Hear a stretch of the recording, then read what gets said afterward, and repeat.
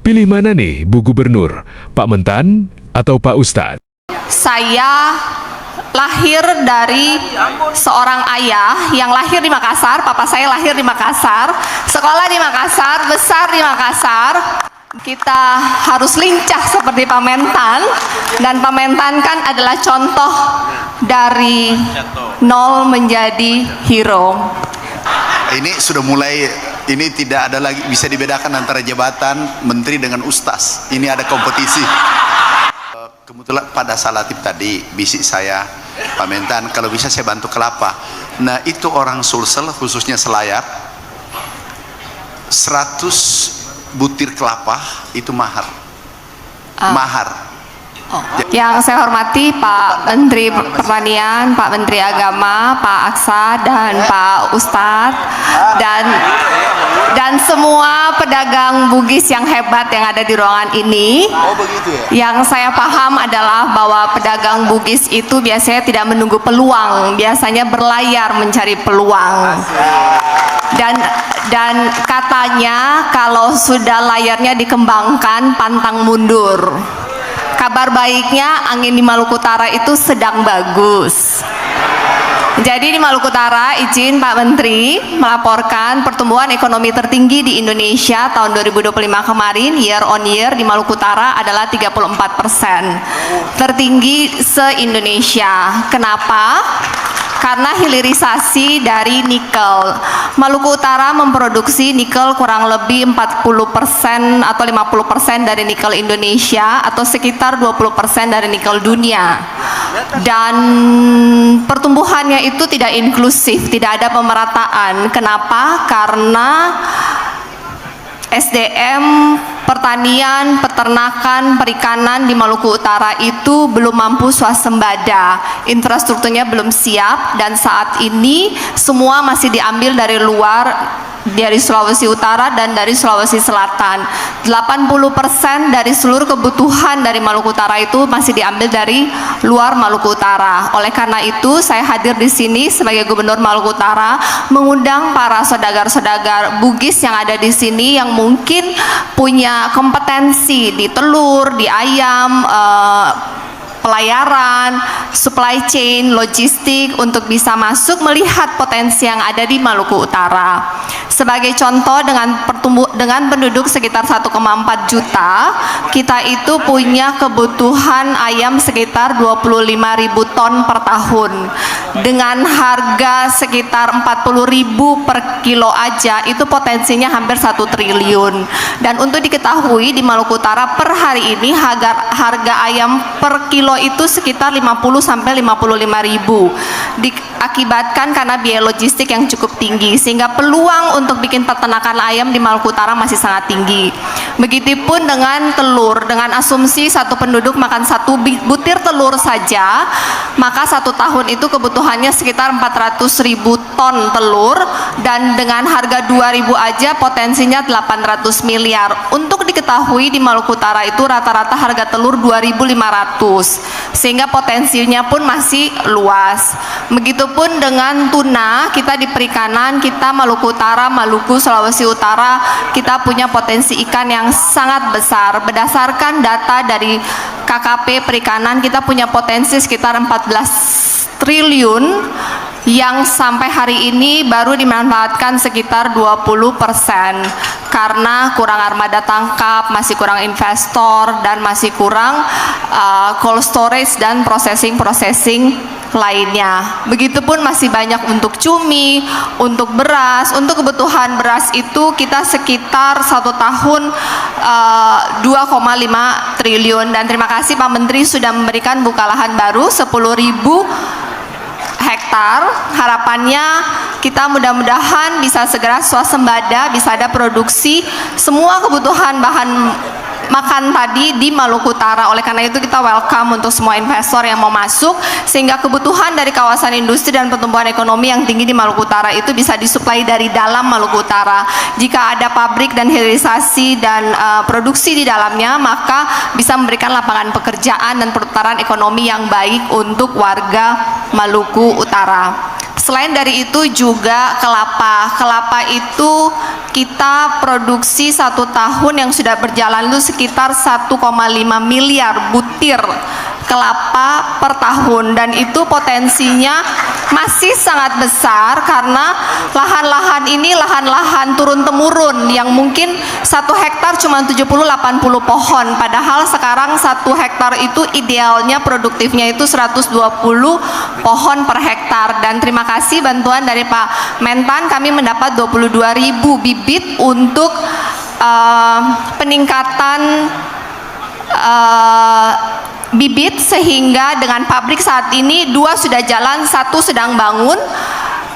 Kita memastikan dengan merencanakan pembibitan yang baik, suplai bahan baku untuk kelapa itu bisa lebih stabil. Dan saat ini yang sudah jalan pabrik kelapa itu sudah sekitar 2 pabrik kelapa sudah sekitar 300 kontainer per bulan. Di pertengahan 2027 pabrik ketiga jika selesai akan 1.000 kontainer per bulan. Kita ekspor ke Cina produk coconut milk dan desiccated coconut. Jadi kalau biasanya kan bilang Maluku Utara kita pinggiran 3T, kami sekarang membranding kembali bahwa Maluku Utara itu adalah pintu gerbang ekonomi baru Indonesia Timur. Jadi buat para pedagang Bugis yang ada di sini yang mau mengambil peluang di Maluku Utara, jika kalian siap kami tunggu di Maluku Utara. Wih, luar biasa. Terima kasih Bu. Belum selesai. Ya ampun, masih banyak potensinya. Silakan Bu. Nah, singkat saja. Tadi kan sebagai gubernur saya sudah membuka pintu dan memaparkan peluang, itu pun ada cengkeh dan pala. Untuk kelapa kita nomor 4 senasional, Sulut mungkin nomor 3, dan untuk pala kita nomor 7 senasional, masih ada cengkeh dan lain-lain. Welcome untuk datang berinvestasi dan melihat peluang di Maluku Utara. Dan sebagai pribadi gubernur, saya lahir dari seorang ayah yang lahir di Makassar. Papa saya lahir di Makassar, sekolah di Makassar, besar di Makassar. Dulu cerita kalau mau makan nyuknyang itu belinya cuma 1 mangkuk 3 butir nyuknyang, kuahnya yang banyak, nasinya 2 piring, karena katanya duitnya nggak ada. Jadi kalau setiap datang ke Makassar, papa saya tuh makan nyuknyang itu banyak sekali, katanya balas dendam karena dulu tidak bisa makan. Papa saya belajar dari ada sekolah teknik punyanya Astra, bisa punya bengkel, kemudian belajar bikin kapal, dari punya kapal 1, kemudian punya puluhan kapal, kemudian belajar bikin cold storage, dan akhirnya bisa ekspor dan punya banyak cold storage dan bisa ekspor ke banyak negara. Saya terus terang lahir sudah nyaman. Jadi saya tidak memulai dari nol, tapi saya melihat dan belajar dari papa saya bahwa pesannya selalu untuk sukses itu dalam hidup itu kita harus bermanfaat bagi orang lain, seperti tadi yang sudah dipaparkan oleh Pak Mentan dan Pak Ustadz, bahwa yang paling penting itu ketika sukses harus berbagi. Kemudian harus jaga nama baik, integritas, networking adalah segalanya. Bukti hari ini para gubernur dapat ekstra langsung 10.000 hektar itu berkat networking dan kolaborasi.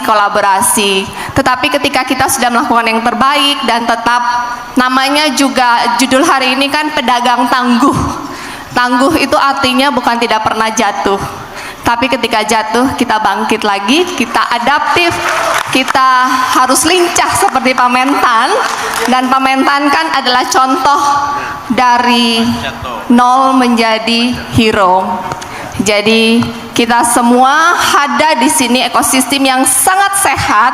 Semua yang ada di sini ada di ekosistem yang sangat sehat. Begitu banyak orang hebat di ruangan ini yang akan bersama-sama kompak membantu, menarik bersama-sama untuk tumbuh dan maju bersama. Terima kasih sudah mengundang saya menjadi bagian dari keluarga besar KKSS. Terima kasih. Baik, terima kasih Bu Sherly atas sharingnya. Silahkan Pak Mentan. Jadi ini kompetisi semakin ketat. Ini sudah mulai, ini tidak ada lagi bisa dibedakan antara jabatan menteri dengan ustaz. Ini ada kompetisi. Bu Gubernur, itu di sana irigasinya mumpung ada dirjennya nih.